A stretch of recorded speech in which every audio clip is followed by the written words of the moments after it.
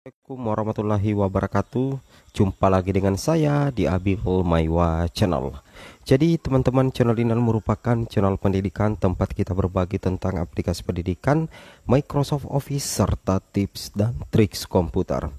Jadi pada video kali ini teman-teman ya, kembali lagi admin akan mencoba mengupdate ya informasi terbaru seputar perkembangan P3K 2024, tenaga honorer, dan Undang-Undang ASN nomor 20 tahun 2023. Yang mana kita lihat ya, sebuah kabar gembira disampaikan oleh salah satu anggota Komisi 2 DPR RI ya, terkait dengan nasib 1,7 juta honorer yang dipastikan Bapak Ibu ya, dipastikan bakalan mendapatkan NIP di tahun 2024 ini ya. Dan istilahnya tes itu hanya formalitas. Ini disampaikan oleh anggota anggota DPR RI Pusat ya, Komisi 2 DPR RI pada saat rapat kerja dengan Menpan RB dan juga BKN Bapak Ibu. Nah, kita lihat ya, tenaga honorer sebenarnya ada 2,3 juta Bapak Ibu ya. Tapi sejauh ini yang terekap di pendataan non ASN itu sekitar 1,7 juta, itulah yang akan dituntaskan. Pertanyaannya sekarang, apakah dari 1,7 juta honorer itu sudah termasuk guru honorer Bapak Ibu? Karena kita ketahui bersama, untuk guru honorer itu ada beberapa kategori. Ada yang dikatakan P1. P1 itu adalah guru honorer yang sudah lulus passing grade di tahun 2021 lalu, yang jumlahnya mencapai 193.000. Tapi sejauh ini P1 itu sudah tidak terlalu banyak Bapak Ibu ya, dan bahkan menurut Prof Nunuk kemungkinan tidak bisa diakomodir semua untuk P1 dan tersisa 2.600. Kemudian ada lagi yang namanya P2, P3, P4. Kemudian yang paling anyar di tahun 2023 kemarin itu ada guru honorer berstatus kode P di seleksi P3K guru tahun 2023. Nah, seperti itu. Nah, mudah-mudahan Undang-Undang nomor 20 tahun 2023 yang mengamanatkan penataan non ASN harus segera selesai per Desember 2024 itu bisa menjadi salah satu penolong ya Bapak Ibu. Itu bisa menjadi salah satu tiket untuk guru honorer juga untuk bisa diangkat menjadi P3K di tahun 2024. Meskipun sebenarnya penyelesaian honorer ini tetap bertahap teman-teman ya, itu karena memang usulan dari Pemda itu masih sangat sedikit. Itu yang harus teman-teman pahami. Untuk lebih jelasnya Bapak Ibu simak berita berikut. Mas Yomo, saya ya hari ini pemerintah pusat susun aturan yang bolehkan jabatan ASN diisi TNI Polri. Ini termasuk untuk PJ kepala daerah atau bagaimana Pak? Ini menyangkut pilkada sebentar lagi nih, jadi jangan sampai muncul nanti isu dui fungsi. Ini mesti dijelaskan juga Pak. Iya kan, saya tidak bicara pemilu-pemilu kemarin Pak, itu udah clear. Di ruangan sini Pak, nggak tahu di ruangan luar nanti. Itu Pak, tolong nanti dijelaskan nih Pak dari Kompas ini, Kompas Nasional Kompas, tentang TNI Polri ya sedang disusun dan dibolehkan merangkap jabatan ASN. Demikian juga ASN bisa masuk TNI Polri. Kalau secara undang-undang kemarin boleh Pak, tapi kan di sini tidak secara detail dijelaskan. Ini jadi bias di luar beritanya Pak. Demikian Ketua, makasih. Baik, makasih Pak Junimat, Pak Madani. Kasih pimpinan. Bismillahirrahmanirrahim. Assalamualaikum warahmatullahi wabarakatuh. Alhamdulillah, Allahumma sholli ala Sayyidina Muhammad. Amma ba'd. Selamat siang dan salam sejahtera untuk kita semua. Izin pimpinan pantun dulu ya, menjawab Pak Menteri. Nanti pimpinan sendiri. Bunga mawar, bunga melati, harum wanginya hingga teras depan. Kalau DPR dan Menteri gigih kerja tiap hari, merubah nasib honorer jadi ASN terdepan.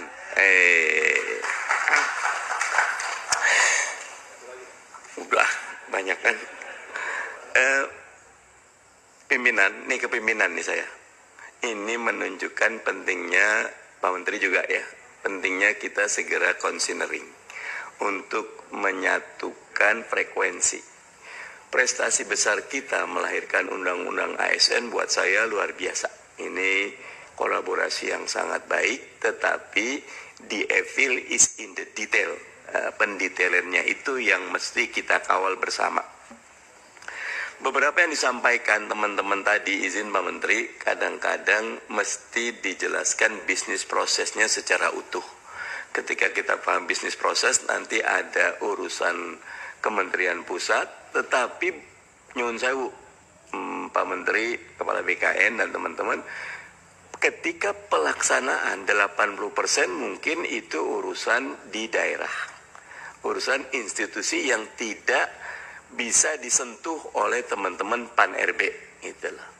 Nah, karena itu ada urusan yang buat saya sifatnya strategis, taktis, teknis. Saya izin menyampaikan beberapa hal. Yang strategis dulu. Yang pertama, Pak Menteri dan Kepala BKN dan teman-teman semua, political will kita sudah tercatat buat saya di dunia dan akhirat itu ya. Karena Desember 2024 seluruh urusan honorer selesai. Dan dari beberapa yang kita dapatkan, dari 2,3 yang sudah terdata, tinggal 1,7. Dan seingat saya Pak Menteri, sanggah saya kalau saya salah, semua akan diselesaikan di Desember 2024. Walaupun kalau TMT-nya itulah, tanggal mulai tugas atau semacamnya itu boleh jadi disesuaikan dengan kemampuan fiskal. Tapi semuanya tadi Pak Menteri sudah bilang NIP-nya sudah dapat di Desember 2024. Betul Pak Menteri ya? Nggak disanggah, betul berarti. Nah, setuju. Yang kedua, urusan yang P3K, ada aturan kita melalui tes CAT kita. Nah, mungkin perlu ditegaskan, dijelaskan bahwa untuk 1,7 tidak usah khawatir terhadap tes, karena bentuknya memang nanti akan diangkat semuanya, tapi wajib melalui mekanisme ini. Karena ini nanti akan secara prosedur administrasi benar dan memudahkan mereka. Jadi jangan ditolak, jangan ditakuti, tapi kata kuncinya Desember 2024 mereka akan dapat NIP. Gitu. Yang ketiga Pak Menteri, terkait Kepala BKN juga nih, Mas Yomo. Setahu saya BPKP sudah dilibatkan untuk memverifikasi yang 2,3. Dan dulu sempat ada disebutkan datanya unreliable, tapi sesudah verifikasi audit dari BPKP 1,7 clear. Tinggal memang Pak Ketua bilang rombongan yang lainnya masih ada nih. Nanti mungkin kita harus segera buat pansus ataupun political action untuk menyelesaikan yang sebelumnya. Nah, masuk kepada hal taktis nih Pak Menteri dan pimpinan. Bagaimana caranya agar niat baik kita juga jadi amalan yang baik, khususnya terkait penyimpangan-penyimpangan yang ada di daerah. Pak Ketua, kita harus undang bukan cuma Pan-RB nih, tetapi Kemendagri barengan itu loh.